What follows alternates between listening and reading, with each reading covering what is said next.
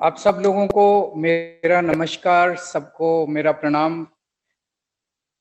हम सब लोग जानते हैं कि किस तरह से पिछले 1.5 साल से पूरी मानव जाति एक तरह से कोरोना की महामारी से पीड़ित है। पिछले 1.5 साल से केवल भारत नहीं, पूरी दुनिया के अंदर इस महामारी ने अपना प्रकोप किया हुआ है। और हमारे देश के अंदर 2 वेव आ चुकी हैं। पहली वेव पिछले साल आई थी और दूसरी वेव अभी अप्रैल के महीने में आई थी। देश के लिए ये 2 वेव हो सकते हैं, लेकिन दिल्ली के लिए ये चौथी वेव थी।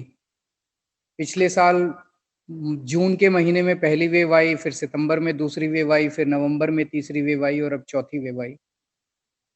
लेकिन ये जो चौथी वेव थी दिल्ली की, ये बहुत सीवियर थी दोनों तरह से। एक तो बहुत वाइड स्प्रेड थी, बहुत ज्यादा लोग इससे प्रभावित हुए। शायद ही कोई ऐसा परिवार बचा होगा जिसमें किसी ना किसी को कोरोना ना हुआ हो इस चौथी वेव के अंदर। और दूसरा बहुत ज्यादा घातक थी कि बहुत ज्यादा लोगों की इस दौरान मृत्यु हुई।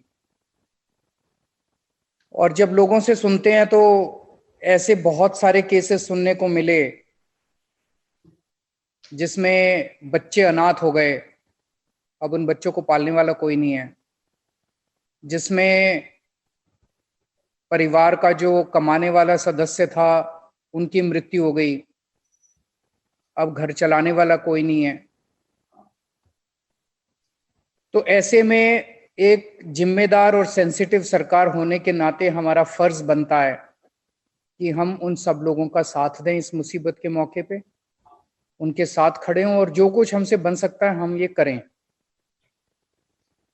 तो इस पे काफी विचार विमर्श चर्चा के बाद ऑफिसर्स के साथ काफी चर्चा हुई, लोगों के साथ काफी चर्चा हुई। तो जो अब योजना आज जिसका शुभारंभ किया जा रहा है, ये योजना बनके तैयार हुई, जिसमें ये हुआ कि जिन जिन लोगों के घर में कोरोना की से मृत्यु हुई, हर व्यक्ति के लिए 50,000 रुपए की एक मुश्त राशि दी जाए। उसमें और कुछ नहीं पूछा जाएगा, बस कि कोरोना से मृत्यु हुई तो उनको 50,000 रुपए की राशि दी जाए। और जो लोग, जिन लोगों के घरों में ब्रेड अर्निंग मेंबर, कमाने वाले व्यक्ति की मौत हो गई है, उन लोगों को एक मंथली इनकम का सहारा दिया जाए, मंथली एक राशि का सहारा दिया जाए। जिन बच्चों ने दोनों माँ बाप को खो दिया है, उसमें एक माँ बाप मान लीजिए पहले से नहीं थे और दूसरे कोरोना की वजह से दूसरे की डेथ हो गई, तो जरूरी नहीं है कि दोनों की कोरोना से डेथ हुई हो। एक की भी अगर कोरोना से डेथ हो गई और बच्चा अनाथ हो गया, तो उन सभी बच्चों को हर महीने 25 साल की उम्र तक के लिए एक मुश्त 2,500 रुपए हर बच्चे को दिए जाने का प्रावधान है। तो इस तरह से सारी परिस्थितियां जो भी है उनको कवर करने की कोशिश की गई है कि किस किस परिस्थिति में लोगों को किस किस तरह की दिक्कत आ सकती है, और उन हर परिस्थिति को इसके अंदर शामिल करने की कोशिश की गई है। सभी किस्म के लोगों को सहायता पहुंचाने की कोशिश की गई है। आज इस पोर्टल का लॉन्च हो रहा है। अब 1-2 दिन के बाद से हमारे सरकार से, दिल्ली सरकार के रिप्रेजेंटेटिव्स, जिन लोगों की मौत हो गई, जिन लोगों के घर में कोरोना की वजह से डेथ हुई है, एक तो तरीका है कि वो खुद भी अप्लाई कर सकते हैं पोर्टल में, और दूसरा ये कि एक जिम्मेदार और सेंसिटिव सरकार होने के नाते हम इंतजार नहीं कर रहे कि लोग अप्लाई करेंगे। जिन जिन लोगों के घर में मौत हुई है, सबके घरों में दिल्ली सरकार का एक रिप्रेजेंटेटिव जाएगा, और वो रिप्रेजेंटेटिव जाके उन लोगों से ये फॉर्म भरवाएगा और उन लोगों से रजिस्ट्रेशन करवाएगा। आज वो सब लोग जो जाएंगे वो भी आज इस सेशन में मौजूद हैं। आज मैं उन लोगों से स्पेशली कहना चाहता हूं कि जब आप उनके घरों में जाएंगे, आपको उनकी स्क्रूटिनी नहीं करनी है। आपको ये नहीं दे, उनके कागजों में नुक्स नहीं निकालना है, आप उनके कमियां निकालने के लिए नहीं जा रहे। ये कागज नहीं है जी आपके पास तो ये कागज नहीं है, आपके पास तो ये कागज नहीं है, इसीलिए आपका केस तो हो नहीं सकता, आपका केस तो रिजेक्ट किया जाता है। ये नहीं करना बिल्कुल। हम वहां पे उनका उनका काम करने जा रहे हैं उनके घर में। तो कुछ भी करके आपको ये करना है। जैसे मैंने बताया भी, कोरोना से अगर मौत हो गई, अब अगर कोरोना की वजह से डेथ हो गई तो उनको ये मुआवजा मिलना चाहिए। अगर उनके घर में किसी कागज की कमी है तो वो कागज बनवाने की जिम्मेदारी आपकी है, वो कागज बनवाने की जिम्मेदारी मेरी है, वो कागज बनवाने की जिम्मेदारी दिल्ली सरकार की है। वो सब आप नोट करके लाओगे। हम पूरी तरह से उस परिवार की मदद करेंगे, वो सारे कागज भी बनवाएंगे, रजिस्ट्रेशन भी करवाएंगे, फॉर्म भी भरवाएंगे और उनके घर में चेक भी पहुंचाएंगे। ये सारी जिम्मेदारी हमारी है।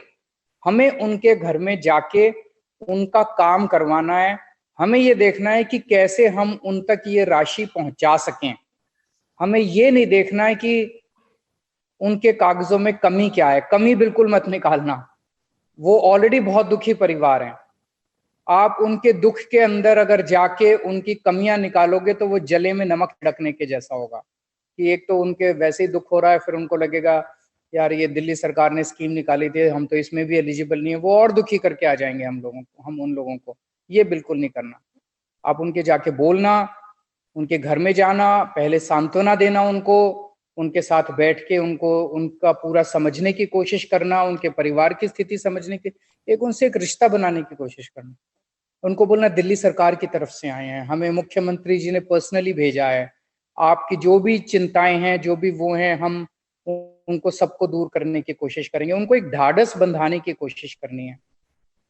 दूसरी चीज, जैसा मैंने कहा कि अगर किसी के घर में कोई मौत हो गई है, कमाने वाला चला गया है, बच्चे की पढ़ाई की दिक्कत हो गई है, तो हमें ये कोशिश भी करनी है कि ज्यादा से ज्यादा जल्दी से जल्दी इसको हम कोशिश करें कि उन तक ये राशि पहुंच सके। क्योंकि ज्यादा डिले करेंगे तो उनको ख्याल रखने वाला कोई नहीं है, उनके पास उनका कोई नहीं है। अगर बच्चे अनाथ हो गए हैं तो उनकी शिक्षा के ऊपर तुरंत एक तलवार लटक गई है, तो उनको कौन उनकी शिक्षा की जिम्मेदारी लेगा। तो हमें ये भी कोशिश करनी है कि इसको जल्दी से जल्दी और उन तक राशि ये पहुंचाई जाए। मुझे बेहद खुशी है कि हम लोगों ने इतने कम समय के अंदर ये आज स्कीम लॉन्च कर दी है, और अब कोशिश हम सब मिलके करेंगे कि उन सब परिवारों को हम, मैं हमेशा कहता हूं कि दिल्ली के 2 करोड़ लोग हमारे एक परिवार की तरह हैं, और परिवार के लोगों को जिसको भी ये दिक्कत हुई है, उन सब लोगों को हम मदद करने की कोशिश करें। नमस्कार।